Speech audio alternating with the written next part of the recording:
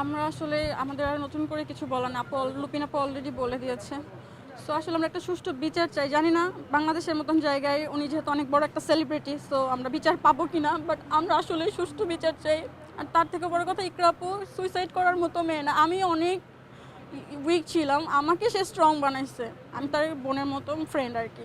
আমাকে যেই মানুষটা স্ট্রং বানাইছে, সে এরকম কাজ করবে আমি কখনো এটা চিন্তাও করতে পারি না। তো অবশ্যই অনেক বেশি ট্রিগার না হইলে সেই কাজটা করবে না, অবশ্যই তাকে ট্রিগার করা হয়েছে। আর আমি অবাক হয়েছি অনেক বেশি এটা চিন্তা করে যে সে তার ওয়াইফ মারা গেছে আর সে সাথে সাথে এইভাবে এরকম একটা পোস্ট দিচ্ছে যে সে কিছুই জানে না, সে শুটিংয়ে সে কিছুই জানে না। এটা আমরা আসলেই অনেক বেশি অবাক হয়েছি। আমাদের আসলে বেশি কিছু বলার নেই, আমরা আসলেই বিচার চাই। বছর যাবত এই মেয়েটার সাথে তার এটা এটা আমাদের আমরা সবাই প্রমাণ আমাদের কাছে। ইফা তারা তিথি জি, এবং তার সাথে 3 বছর ধরে সে এটা ফেস করতেছে। আপু অনেকভাবে ফেস করছে, এর আগেও সে সুইসাইডাল ছিল, সুইসাইডের অ্যাটেম্প নেওয়ার ট্রাই করছে। আমরা অনেকভাবে বোঝানোর পরে সে আর ওটার দিকে আগায় নাই।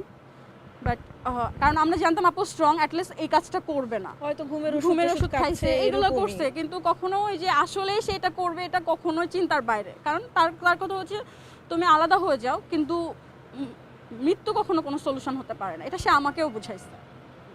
উনি তো উদ্যোক্তাও ছিল। হ্যাঁ হ্যাঁ হ্যাঁ, নারীদেরকে অনেক কাজ করেছে। আপনারাও তো সবাই রিপোর্ট করতেছেন যে জাহের আলভীর ওয়াইফ সুইসাইড করেছে, হ্যাঁ। সেই উদ্যোক্তা ছিল, তার নাম নিয়ে একটা রিপোর্ট করেন, শুধু তার ইন্ডিভিজুয়াল নাম নিয়ে করেন কিংবা বাচ্চার মার নাম নিয়ে করেন যে রিজিকের মা করেছে। কেন আপনারা ওর পরিচয়টাই দিচ্ছেন হচ্ছে জাহের আলভীর স্ত্রী? ওর কি নিজের কোনো পরিচয় নাই? যেখানে সে একজন উদ্যোক্তা, ওর নাম নিয়ে করেন, ঠিক আছে?